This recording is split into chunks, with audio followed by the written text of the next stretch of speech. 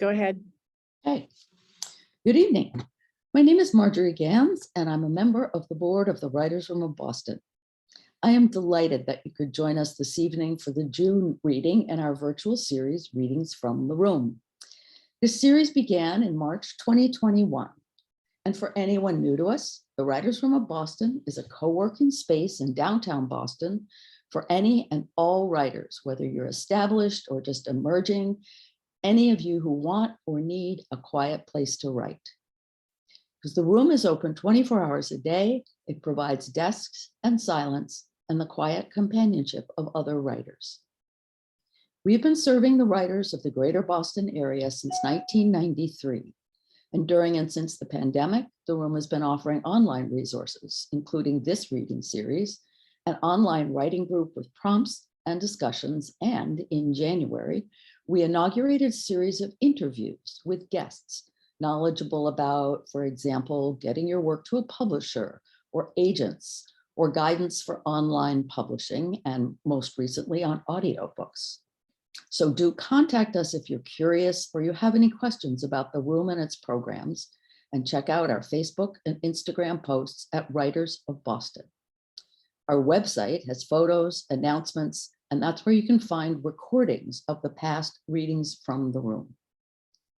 We'd be delighted to have new members. We have different levels of membership, including a virtual membership for those who can't easily make it to the room. If you're interested, please check out our website, writersroomofboston.org. In 2021, we launched this new reading series as a way to reach out to the writing community during the pandemic. In this way, we could share the wonderful writing from both those established and emerging writers. We've been lucky enough to have writers from different backgrounds representing a range of genres. Some of the readers call or have called the Writers' Room home, and some are from different parts of the country, thanks to Zoom. This series is made possible by grants from the Mass Cultural Council and the Boston Cultural Council, and we also rely on friends. So if you enjoy this program, please consider making a contribution using the donate button on the website. Also, we will be recording this reading and a replay will be available on the website. Tonight we have Tuan Phan, a memoir and fiction writer from, and is still right now in Vietnam, and Daniel DiStasio, also a fiction writer. As we go along this evening, feel free to use the question and answer feature in the box at the bottom of the screen. There you can type in your questions and we will have time for discussion at the end. Our first reader is Daniel DiStasio. Daniel's work has appeared in the Louisville Review, Somerset Review, Read, Bodega, 45th Parallel, and many other journals. His first novel, Facing the Furies, was published in 2012. He earned his MFA in fiction at Spalding University, and he is currently working on a historical novel based on the 1897 gold rush in Alaska, as well as a collection of short stories focused on the magical influence of bears. His obsession has led him to trekking bears in Alaska, India, Greece, Peru, and numerous US states. When not working or writing, he cares for his Shetland sheepdogs, Nikolai Gogol, and James Joyce. Daniel, take it away. Thank you, Margery. I really appreciate that. And I appreciate everything you do here in the Writers' Room. I'm reading from my novel, Rush, set in 1897 Alaska. Jacob, our hero, is a 16-year-old boy from Wheaton, Illinois, who's run away from home chasing Mike, a 19-year-old clerk in his father's store upon whom he has a crush. He travels by train, boat, and hikes the White Pass Trail, finally arriving at Dawson, the launching port to the gold fields. This is chapter 8, midpoint in the book, and it's called Dawson City. If Skagway was chaos, then Dawson City was the ninth circle of hell, frozen into anarchy and treachery, the likes of which Jacob had not yet seen. There was the facade of a normal city, centered around a main street lined with flop houses, bars, general stores, apothecary, barber, and haberdashery. Entrepreneurs and con artists set up a patchwork of scams and services unimaginable anywhere else. Ran a sleigh, ran an Indian, loans on your claims before they were staked, potions, divining rods, magnets, evil eyes to keep the boogeyman away. It was all for the sale to the highest bidder. Jacob took charge of securing their supplies by the shore as Mike's arm was in a sling. A bullet had ripped the flesh from his bicep, leaving a small red crater. The boatswain had provided him with bandages and carbolic acid to clean the wound. The sound of flesh sizzling as it absorbed the cleaning agent unnerved Jacob, but he focused on the task, determined not to let his emotions take over. Jacob had never known a man who'd been shot, and he had put him in the situation. Despite his guilt, the least he could do was tend to the injury without crying. That has got to have been hurt, he thought, as he doused it with cotton balls and wrapped it with gauze. The boatswain, a sturdy-looking older gentleman with a gray mustache, coached him on how to wrap it, and Jacob followed his instructions, twisting the bunting over and under while Mike gritted his teeth and remained silent.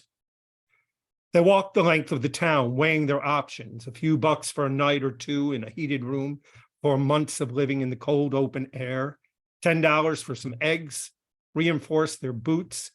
So many choices, but they settled on the basics, food and rest. Prices were so high, Jacob made a makeshift meal of dried meat, sorghum, and water, a concoction he'd managed to make quite tasty. After they ate, they walked to the edge of town where they met a beast of a man with grungy gray hair that hung in clumps below his shoulders. His beard fell nearly to his waist, and at close inspection, you could see the remains of the meals he had consumed over the last several days.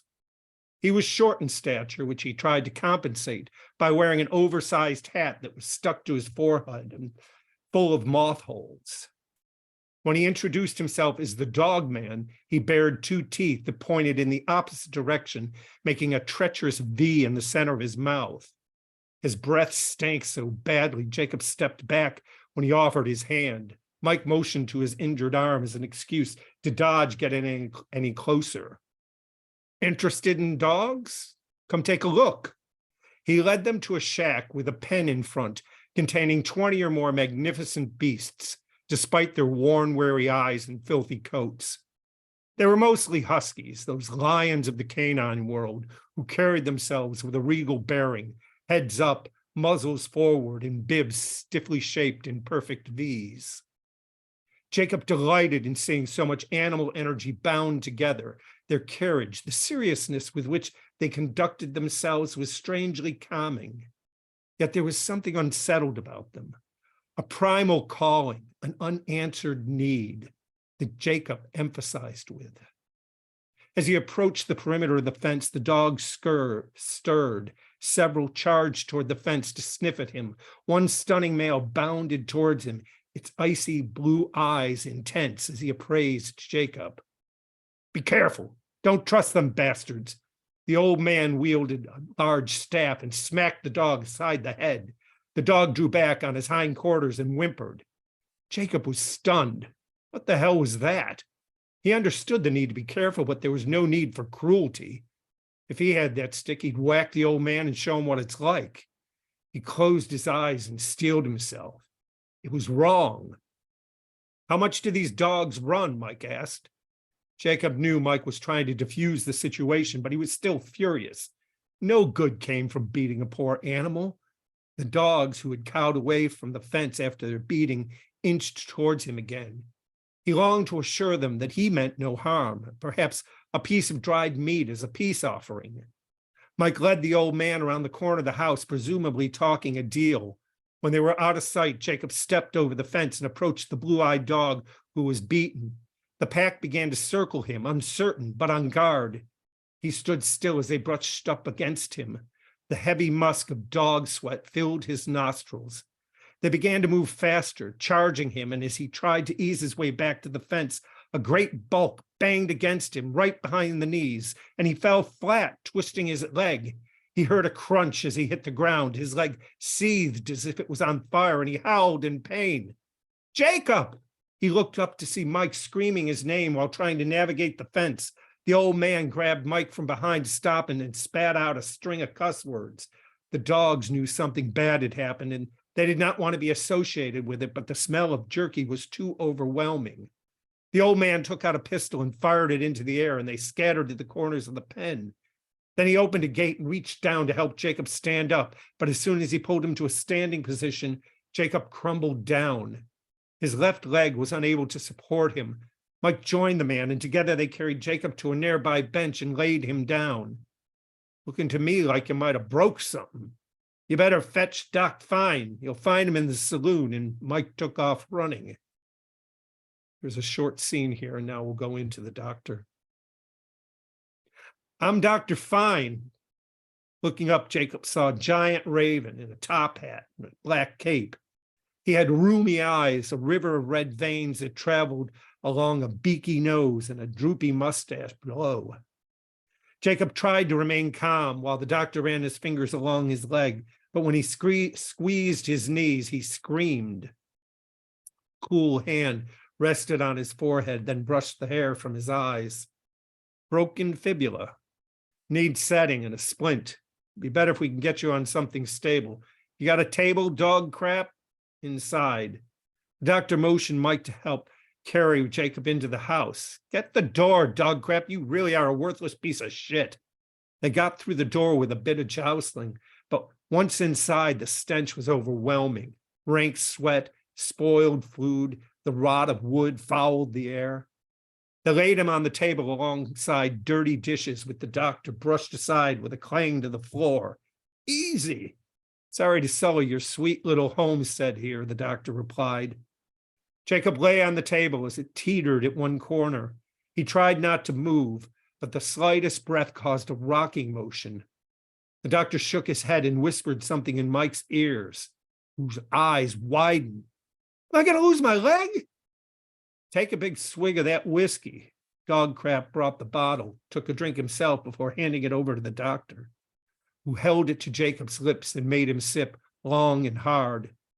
Mike handed the doctor a rope, and Jacob was afraid they were going to tie him down, but the doctor put it in his mouth and told him to bite down on it, hard. This is going to hurt. The doctor traced his leg again, letting his fingers settle on the spot where the break occurred. The pressure increased as he gripped his leg firmly with two hands. Jacob bit down, closed his eyes as lightning struck as the bone snapped into place. Fuck! Jacob screamed and passed out.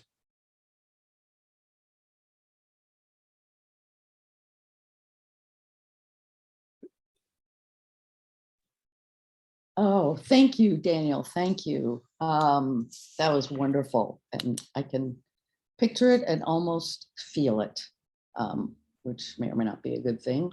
But it speaks to your writing, that's for sure. So our next reader is Tuan Phan. Tuan is a Vietnamese American teacher of English literature living in Saigon. His bachelor's and master's degrees are both in literature. He left Vietnam in 1986 by boat with his family as part of a wave of refugees. In America, he spent his childhood learning English and forgetting his mother tongue. He is now back in his birth country, relearning his first language, teaching literature, and writing. Remembering Water, a memoir of departure and return, is his first book. And you can connect with him on his website at tuanwrites.com, and we will also put that in the chat.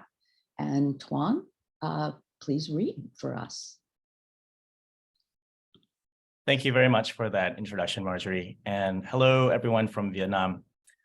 Today is International Refugee Day, and this is a sort of a timely reading because I'll be reading from the memoir, which, as Margery has mentioned, is about my family's escape from Vietnam many years ago in 1986 and our returns as the country opened up. The section that I'm reading from is called Flying to America on $12.50. And it's about our first flight and then our first settling into first days in America.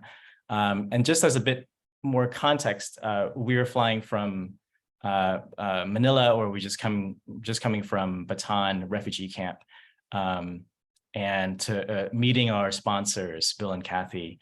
Bill, as you would find out in the memoir, is a World War II veteran, and Kathy is a German-American immigrant herself.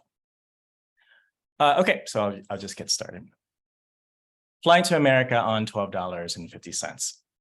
We flew to America with a set of extra clothes in nearly empty suitcases and $12.50. The government had given my parents $5 each and me $2.50. My mother was past 6 months pregnant with little brother, but was deemed safe to fly because the UNHCR officers reasoned she and my father were both doctors who could take care of themselves. At the time, there had been numerous stillbirths in Bataan, and the medical staff at the camp didn't have an explanation for what was causing it, nor did they know how to keep it from continuing to happen. The safest solution was for my mother to travel to America and deliver there with better health services than what was possible with the bare facilities in Bataan. We had a layover in LAX where my mother spent my $2.50 making a long distance call to our cousin in Toledo, who then alerted our sponsors to pick us up at the airport. When we landed in Toledo, we had $10 left and my parents panicked. They were convinced there would be nobody there to welcome us, that we would be ousted from the airport into America, penniless and left to fend for ourselves. They needn't have worried. When we exited the terminal to breathe fresh American air, the friendly faces of a large white couple appeared. Our sponsors, Kathy and Bill. Both were a full head taller than my parents. Bill's arms looked as thick as my father's legs and more muscular. I would find out later that he kept a set of weights in the garage where he also parked his Harley-Davidson motorcycle and his car, and was keen in his old age to keep up with bodybuilding. My father would later take a photo of me and Bill, both holding up our biceps, with me barely standing as tall as Bill's waist.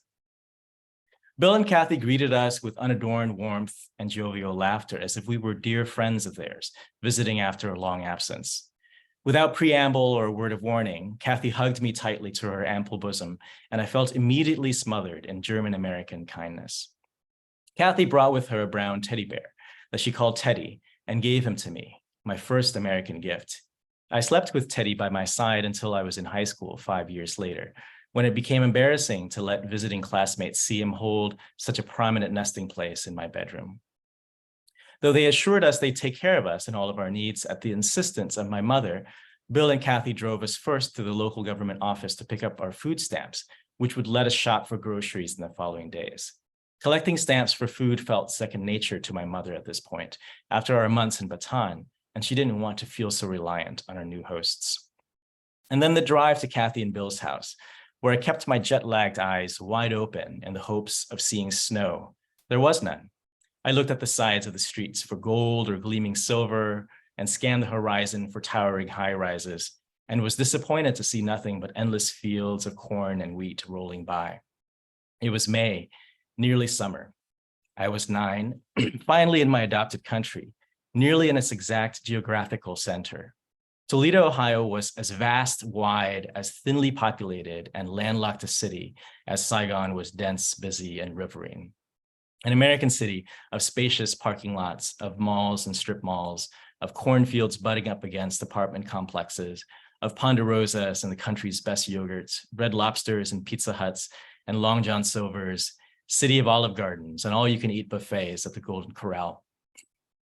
For 3 months, Kathy and Bill hosted us in their 2-floored house with a large, cool, cavernous garage where Bill stored his gym gear, motorcycle and car, his gardening tools, a backyard and lawn with white painted-on iron chairs. A true American house of calm, silent spaces, lush carpets, and bathrooms with tiles so clean you could see your image reflected in them, like the lucid mirrored sea we had traversed and I had gazed upon a year ago. That first evening in America, my family and I walked the wide sidewalks of our new neighborhood, and I was unsure if the sky dripping pastel around us was showing a sunrise or sunset. It was the latter. I felt out of sorts in my new expanded family and in this Midwestern vastness. The neighborhood felt too quiet, almost unreal in its spaciousness. We walked on perfectly paved steps unbothered by other pedestrians, past rows of tidy green rectangular lawns. Chubby, ruddy-cheeked dwarves and bare-butted porcelain gnomes tended squarish plotted gardens set amongst the greenery. American cities, I thought, couldn't be this empty, could they? I was promised the high rises of New York, the star-studded roads of Los Angeles, and I got Toledo, Ohio. Each home had a bordered lot, and some of the lots had basketball hoops affixed to the cement, hovering like street lamps. Occasionally, family sedans passed us to turn into wide driveways. Garage doors creaked as they rolled up, and the sedans would dock inside the garage built for them, and the metal doors would creak while sliding down again. Sprinklers on some of the lawns turned on and off without anyone nearby. No clicking bicycles, no hawking of merchandise by loud vendors, no chatter from street stalls or the patter of monsoon rain, no curious, nosy, noisy neighbors, no best friend and his family living above ours. I slept alone for the first time in my life, in my own room, Teddy by my side, my jet-lagged body still tuned into Baton's refugee camp time. I slept in fits and starts on the softest, most comfortable bed I had ever slept in. That night, and many nights after, I dreamt of my journey from Saigon to Galang, from Baton to Toledo. I saw my thumb pressing down on Saigon soil, while my index finger bent backwards to launch a marble into the air. I heard the click of that marble hitting another in the Baton dust. I saw my best friend Tu hawking vegetables in the street markets with his family, the rain dimpling the pothole seas as our hand-built styrofoam boats took to the breeze, where we used to sail styrofoam boats during the rainy season on large waterlogged potholes that formed on our street. I wandered the beaches of Galang again, heard the chatter of families packing themselves into corrugated shacks, each person noisily setting down for the night, heard the rain hammering the barrack roof, heard the banging of shutters, the arguments of families and anxious lovers uncertain about their future. Our packed boat of 88 refugees appeared too, in trembling silhouette amongst the star-strewn sky. The churning ocean made a noisome soundtrack as it swished back and forth between my ears and kept me in a state between dreamy reverie and wakefulness all that night, until I finally woke up in my own lushly carpeted, air-conditioned American room. I would have traded it all.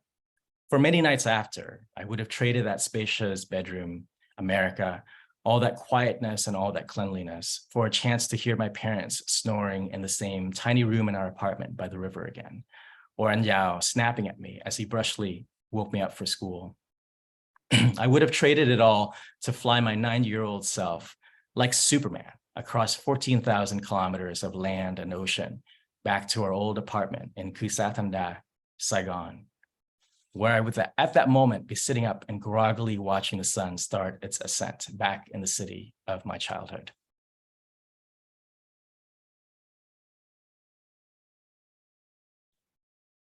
Oh, sorry, oops. Sorry, it takes me a minute to get there. Thank you so much, Tuan. That was wonderful. So Daniel, you can join us again, and then we will have some Q&A. So we actually I have a question for each. Well, I have praise for both of you, and a question for Daniel. I have a question for Tuan, and unless somebody in the audience also asks one. But Daniel, let's give you the first question. It says, your dialogue is particularly vivid and dynamic and moves the action along almost more than the narrative. How is it generated in your voice? Do you speak it before you write it? Actually, there's lots of questions. Do the characters speak it to you? I think you'd have to say the characters speak it to you. And I think reading it aloud and have other people read it can kind of weed out some of anything that doesn't ring true. I mean, each character, I think, has a specific voice, and when they speak, it has to be reflected in that. I'm also reminded of Sina, who founded the Spalding program, talking about how she would look down the page and see dialogue, and really scrutinize how many lines and how exacting it is. And I think I think narrative has to pass into dialogue seamlessly. And you don't want to tell a story with dialogue, but it has to keep the action moving along, particularly in this kind of a book, which is very plot driven. Thank you.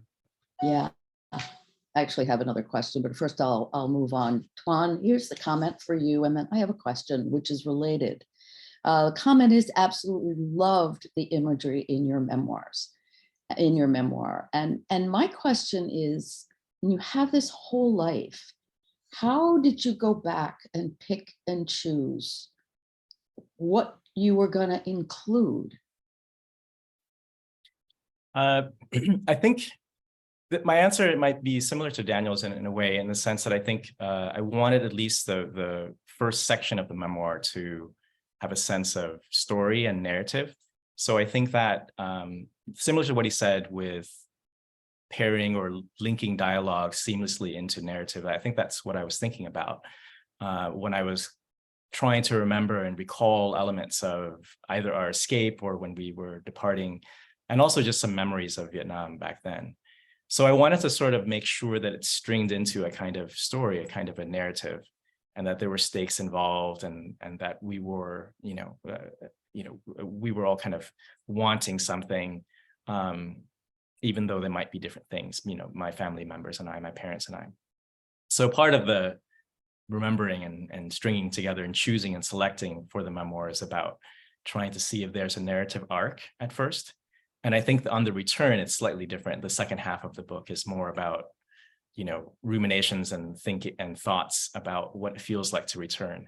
So selecting was based more on that, on the kinds of thoughts and kind of almost essayistic aspects of my thinking when I was writing that. So this, I'm curious. So how long of span of time does your memoir cover?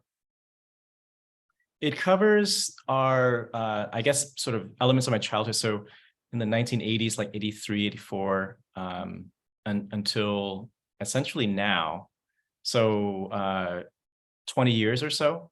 Wow. But I think that the detail is really more, the more detailed narrative arc is about the escape and the year in the refugee camp. So I think that part is, that first third of the book is about just about a year or 2 years.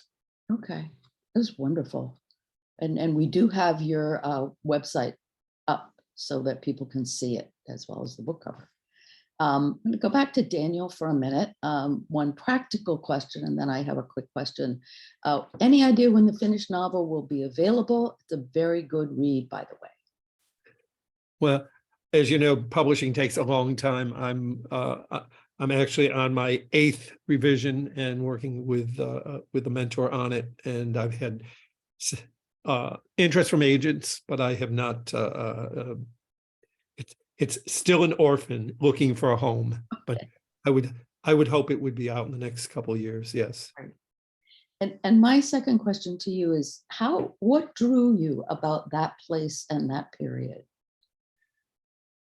Yeah, I went to Alaska 20 years ago, and the landscape, it struck me very hard. It had a huge impression on me. And 20 years ago, I ruminated, what would it be like if I, as a 16-year-old gay man, welcome to Pride this month, was in that time in Alaska in 1897. And because there were no rules, the whole time in 1897 to 1901 to the beginning of the 1900s, the world changed, and we're seeing it with technology. But when you look back, we had cars, we had planes, we had automation. Sliced bread was still new. I mean, all of a sudden you could go to a store and buy bread. That was something that was. All these things are happening, and the fact that you could get there to these gold mines attracted 100,000 people from all over the world. And that number seems small now, but when you think back then, it's just amazing. So it began my journey of studying and researching it, and highly inspired by Jack London, obviously. So, so I'm going to sneak in just one more question and then we'll wrap up. But someone asked, and this is related, Daniel, is it hard to dig up the authentics of Alaskan history? No, Okay. no. I mean, there's so much there's so much that you can find. And I would have to also call out one of our colleagues and friends, Kayleen Johnson, was a publisher for the University of Alaska, and she's published dozens of oral histories and books on Alaska and the gold rush. So it's just, you can be overwhelmed by research. Yeah. So Well, there's a lot out there. definitely made me want to go back there and rewatch Northern Exposure also. So thank you both very much. We're at the end of our evening and I'm gonna do the wrap up, and this has been wonderful. And I look forward to reading both of your books. So we'll get that thing published somehow for sure. Absolutely. Thank you so much, Margery. Yeah. Thank you. So thank you, Tuan, and thank you, Daniel, and thank you for everyone who joined us. And a special thanks to Leslie Ostro, the Writers' Room Program Director, and for tonight, our technology maven, for her help this evening.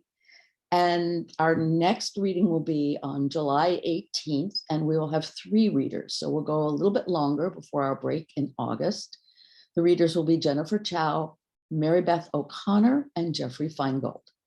Also, please join us when our interview series resumes in the fall, the Writers' Room After Hours. And the announcements for the readings, the interviews, and the other Writers' Room news can be found on the website, Instagram, and Facebook. And we look forward to you joining us. So good night all, and thank you again, readers and listeners alike. Good night.